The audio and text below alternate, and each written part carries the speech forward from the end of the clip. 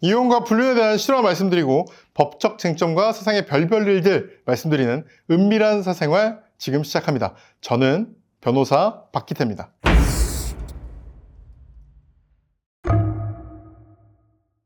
쌍둥이 자매가 있습니다. 똑같이 생긴 쌍둥이인데요. 어느 날 동생에게 멋진 남자 소개팅이 들어옵니다. 언니는 이걸 보고 동생 대신 나가요.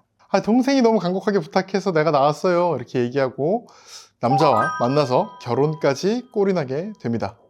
결혼 후 남편 덕을 보고 사는 아내입니다. 뭐 하나 부족한 게 없습니다. 거기다가 새로운 남자를 만나는 것도 포기할 생각이 별로 없습니다. 남편이 출장 간 사이에 아내는 친구들과 여행을 가서 나이트클럽에서 신나게 놉니다. 이러고 있는데 시부모가 전화가 왔어요. 아유, 내가 말도 못하고 이렇게 왔다. 집에 좀 들어가면 되니? 이렇게 얘기를 합니다. 아내는 급한 마음에 동생에게 SOS를 칩니다. 잠깐만 아내인 척, 잠깐만 언니인 척 해달라는 거예요. 착한 동생은 언니 말을 듣고 시어머니한테 가서 언니인 척 음식까지 차려냅니다. 그런데 여행지 나이트클럽에 가 있는 아내 앞에 이전에 집들이 때 봤던 남편 친구가 나타납니다. 이 남편 친구는 물어봐요. 혹시 재수씨? 이렇게 물어보니까 걸릴 게 너무 두려워서 전 동생이에요. 이렇게 둘러댑니다. 남편 친구는 이전에 집들이에 와서 이 동생을 보고 굉장히 좋은 마음이 있었대요. 그래서 아내는 남편 친구와 해변을 거닐면서 얘기를 하면서 묘한 감정을 느끼게 됩니다. 그런데 아내는 지금부터 남들은 보통 사람이라면 상상도 못할 선택을 합니다. 계속 동생인 척 속이고 남편 친구를 만나는 거예요. 당연하지만 문제는 발생합니다. 남편이 하필 그 친구를 집에 데려왔어요. 그런데 쌍둥이 동생이 엄마 김치 갖다 주라 그래서 이러면서 집에 온 거죠. 남편의 친구는 이제 자기 여자친구라고 생각을 하니까 그래서 인사를 반갑게 합니다. 그런데 동생은 남편 친구를 보고 누군지 모르는 눈치예요. 남편 친구는 내 여자친구 왜 저러지? 이렇게 의아해하고 동생은 저 남자는 왜 저러지? 이렇게 의아해하는 거죠. 어떻게 대충 넘깁니다. 아내는 남편 친구와 헤어져야 되겠다고 생각을 하죠. 그렇게 이야기하려고 할 말이 있어요. 이렇게 부르는데 남편 친구는 다이아몬드 반지를 주면서 프로포즈를 합니다. 이 반지를 보니까 마음이 흔들리는 거야. 그래서 술김에 호텔에 가서 잠자리까지 가시게 됩니다.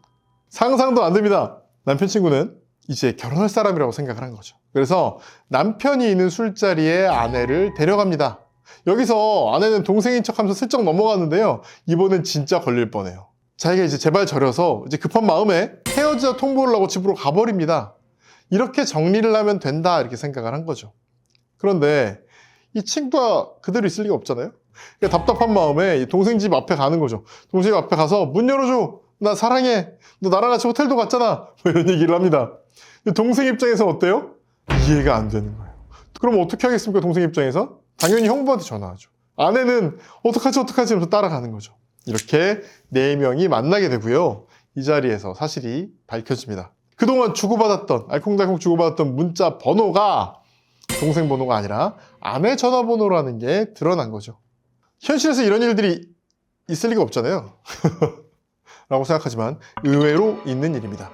이 사랑과 전쟁 방송 이후의 일인데요. 영국의 굉장히 유명한 프로축구 선수가 내가 프로축구 선수의 쌍둥이 동생이다 이렇게 거짓말을 하고 불륜을 저지른 건도 있고요. 쌍둥이라는 걸 이용한 불륜들이 심심치 않게 있는 것 같습니다. 오늘은 자매 얘기입니다. 자매가 한 남자 좋아하거나 한 남자가 두 자매를 같이 좋아하는 경우도 굉장히 많습니다. 그래서 처제와 형부가 불륜관계가 되거나 처형과 도련님이 불륜관계가 되는 경우 생각보다 많습니다.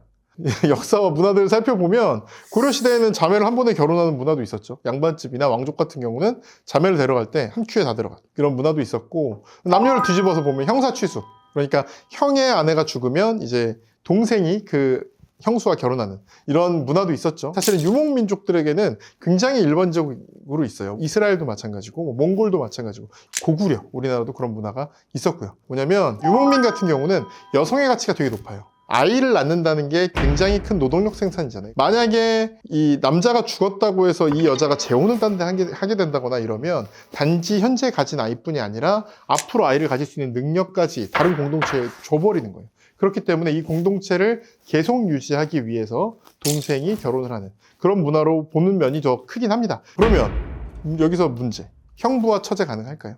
자, 민법 769조에 따르면 배우자의 6촌 이내의 혈족, 배우자의 혈족의 배우자. 그렇게 안 되도록 돼 있습니다. 그러니까 아내의 동생은요, 배우자의 혈족이잖아요. 그렇기 때문에 결혼이 되지가 않습니다.